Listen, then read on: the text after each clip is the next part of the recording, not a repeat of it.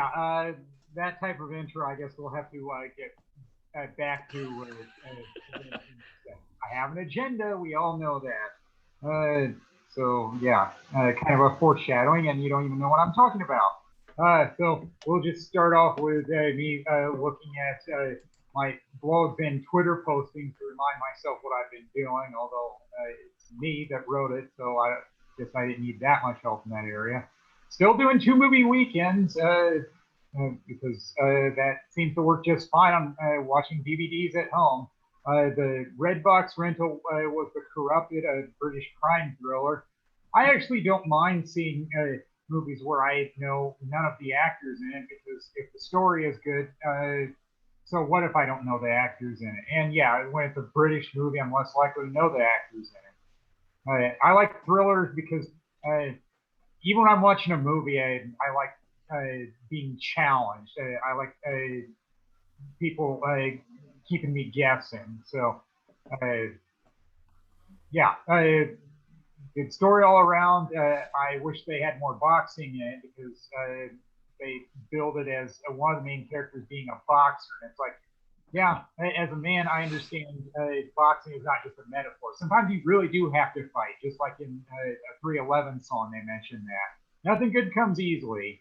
Oh, amber is the color of your energy.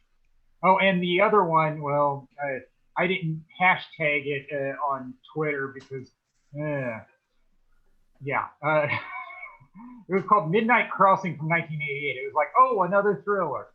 And yeah, I didn't think it was that great. There was it was all too often boring. There wasn't enough happening in the middle, and then it started happening again. And it's like, oh, okay. They were just searching for buried treasure, and it was a box office flop according to Wikipedia. So it's like, oh, I guess I was not alone on being disappointed with it. Uh, Oh yeah, some of these I guess have been on my radar for a while, so I finally put them on my list to do. Just being out and about. Sometimes I have to put air in the tires of my car, and not. I don't like having to do it as often as I have been lately, or sometimes it's more than once a week. Uh, but I was at the air station and gas station, and then I had to wait because there was a dude in front of me that was using the free air, and uh, I saw his butt crack, and it's like, oh, great. Now I can't unsee this. I know that it's a cliche for repairmen to show them, but this is ridiculous. And no, I didn't say anything because I prefer to avoid confrontations with people. I guess I felt the same way when I went back to that same gas station later on. And somebody asked me if I was in line. It's like, well, I was standing right on one of those dots that said 6 feet social distancing. What do you think, bub? And then that was the Annie Hall version of what I was actually thinking. But what I actually said to him was, I wait till I'm called, and there were no clerks that were right behind the counter right then. The only one had their back turned, and they must have heard me because they finally called me over. It's like, good. Yeah, if I wanted to tell people what I really thought all the time, I'd be in fights all the time. So I guess that's called self-control. Some people don't know how to exercise that. My brother had a short fuse throughout life. I guess he was one of those people. Oh, and another one, yeah, I preface it with dude. Yeah, even at work, new job, I guess that does lead to new joke material. Near the end of the day, I knew I was cutting it close on getting UPS envelopes into the drop box before the driver picks it up. And I was there closing the envelopes. I knew I had to hurry up. And I saw somebody wander in from outside, and they were telling me about a Star Wars drawing that they had lost. And it's like, is he a small-time con artist? Because, I mean, I barely acknowledged him during that time. And thankfully, I had the mask on, so he couldn't see how annoyed I was with him. But I guess if he was a con artist, he just left because I didn't bite. That's what I've learned throughout life is sometimes people are just trying to bait you. The best thing you can do is don't take the bait. That was a tough lesson I learned a long time ago. Uh, I know their closing song is Rainbow Connection, and I've been hearing it recently on TV in a Kohl's commercial. But it's not the Muppet version, it's Willie Nelson. So somehow it didn't surprise me that somebody covered it. But that's still weird hearing it in a TV commercial. But of course, when it's a music in a TV commercial, I'm more likely to pay attention. And if I don't know the song, I'm going to look it up. I ended up getting a CD from New Zealand, if I'm not mistaken, because I liked the snippet of a song in a Target commercial by Jess Kent. And yeah, that says a lot about the impact that music can have on people, including myself. Because I still haven't heard that much from that artist, but it's like, well, she must have been good enough to get into a Target commercial. And even on YouTube, people said, yeah, Target commercial brought me here. And then, another good one at work, and this was just earlier today. I was trying to find somebody and ask them a question. It's like, oh, it's midday. It's probably lunchtime. You know, people have the right to eat and be left alone. I know that's how I feel. When I was in Cube Land, I knew that if I wanted to eat lunch in peace, I went to the break room because people had to come back if I wasn't at my damn cubicle.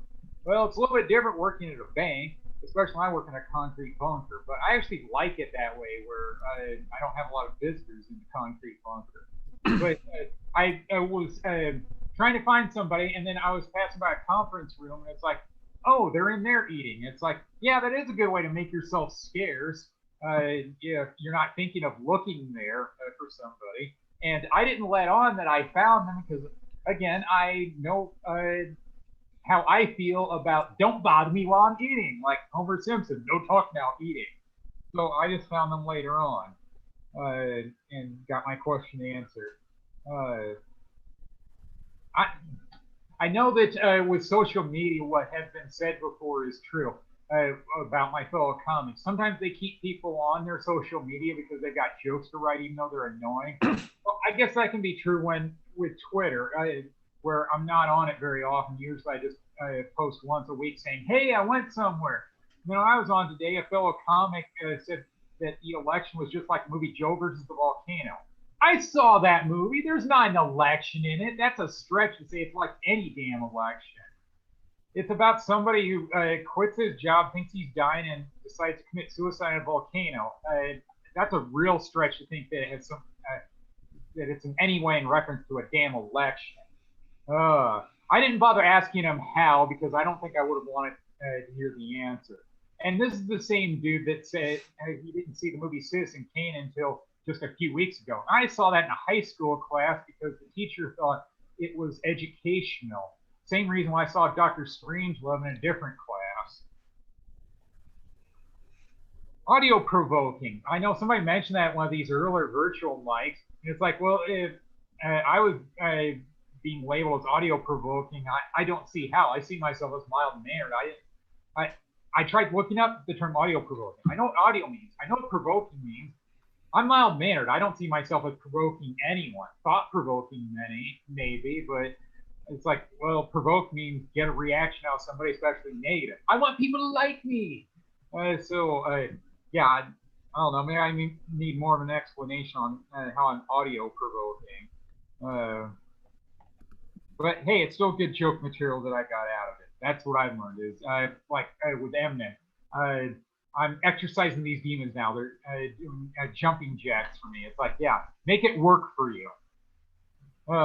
Yep. And then, this also happened today. It could be a weird thing having a roller coaster ride related to a medical or dental appointment. I made an appointment being reminded of how I have Wednesday off for Veterans Day. It's like, cool. So I made a dental appointment in the morning. It's like, cool, I'm going back to the dentist. It's been a little too long. And then I checked my phone at the end of the day. They canceled the appointment, saying they don't have enough personnel. It's like, oh, great. What do I do now? And yeah, I guess I can be a little annoyed when it comes to dental appointments because I actually went to that provider because another one kept yanking me around about the bill because I guess they didn't pay their employees well enough. They decided to dump the legwork on me as to finding out why the bill wasn't being paid. There was a code change, people. I shouldn't have to reward incompetent people, so I didn't. I told them I was going to another provider, and all they said was, I wasn't there for that. And it's like, well, sometimes you have to pay for other people's dumb mistakes and clean up their mistakes. I don't want to know why when I was called about the cancellation, they said, sorry, I'm sorry. It's like, why do people say sorry? Do they think that makes up for the disappointment? Not for me. I kind of like the commercial saying sorry, not sorry. With some people, they aren't sorry at all. Yeah, I knew some of the people in high school too, and I tried to avoid them at reunions. Well, I guess that'll do it for me. Thank you, you've been great, and I'm sure Ski will say something about the commercial. Yay! Big round of applause for Dennis Blenner!